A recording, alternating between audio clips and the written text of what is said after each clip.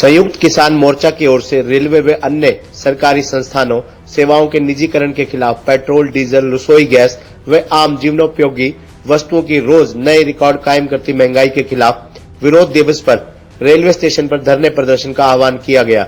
इसी आह्वान पर जन संघर्ष मंच हरियाणा की कुरुक्षेत्र इकाई की ओर से सर्व कर्मचारी संघ व अन्य संगठनों के साथ मिलकर कुरुक्षेत्र रेलवे जंक्शन पर प्रदर्शन व धरना दिया गया।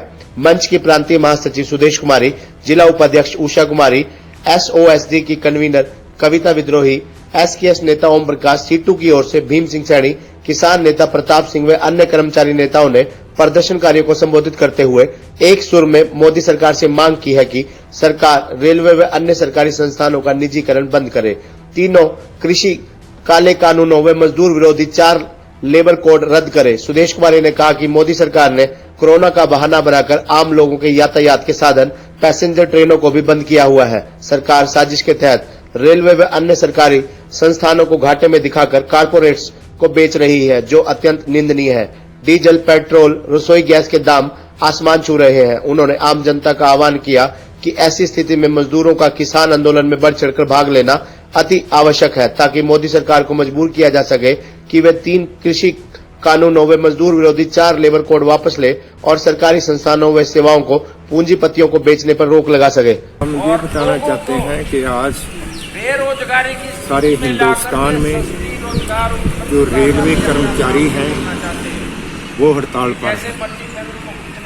वो हड़ताल इसलिए कर रहे हैं कि रेलवे का निजीकरण हो रहा है। रेलवे में प्राइवेट बहुत ज्यादा किराया बढ़ाया जा रहा है, 3 गुना बढ़ाया जा रहा है। पैसेंजर ट्रेनें रोकी जा रही हैं, उनको दूसरी ट्रेनों के साथ जोड़ के उनका किराया किया जा रहा है। तो आज हम यहाँ कुरुक्षेत्र जंक्शन के पास बैठे हैं धरने के पर।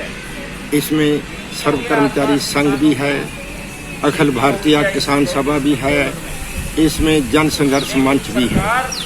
आज इसी आंदोलन की कड़ी में बैंक कर्मचारी भी 2 दिन की हड़ताल कर रहे हैं। वो 15 और 16 मार्च को बैंकों वाले भी हड़ताल पर हैं।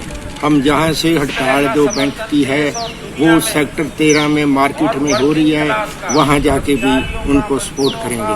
हम संयुक्त किसान मोर्चे की तरफ से सारे हिंदुस्तान में ये आंदोलन जो चल रहे हैं, चाहे वो किसान का हो, चाहे मजदूर का हो, चाहे विद्यार्थी का हो, ये सब आंदोलन आपस में इकट्ठे होकर एक बड़े आंदोलन का रूप ले रहे हैं। सरकार की जन विरोधी नीतियों के खिलाफ, सरकार के कोड जो बनाए हैं, लेबर कोड 4 कानून जो बनाए हैं, उनके विरोध में। और हिंदुस्तान में जो किसान आज 110 दिन से दिल्ली बॉर्डर के ऊपर बैठा है, वो आज बड़ी मुसीबतों में अपनी लड़ाई लड़ रहा है कि 3 काले कृषि कानून वापस लिए जाएं और मिनिमम सपोर्ट प्राइस की कानूनी गारंटी दो।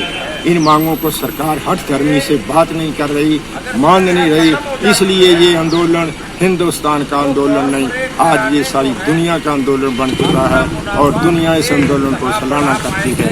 हम इस आंदोलन को जब तक लड़ते रहेंगे, जब तक ये आंदोलन वापस नहीं होता। ये हमारे भूख का सवाल है, हमारी रोटी का सवाल है।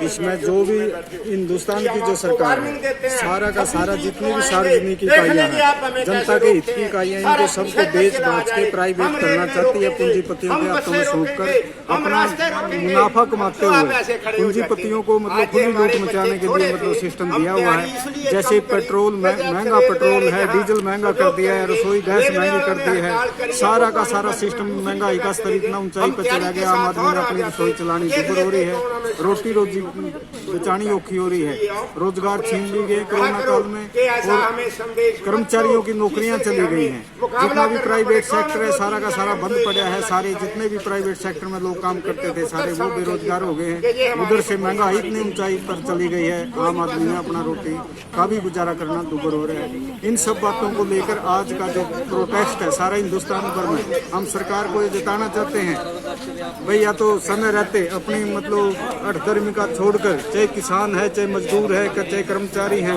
खबर नवा हरियाणा के लिए हरी चंदालिया की रिपोर्ट।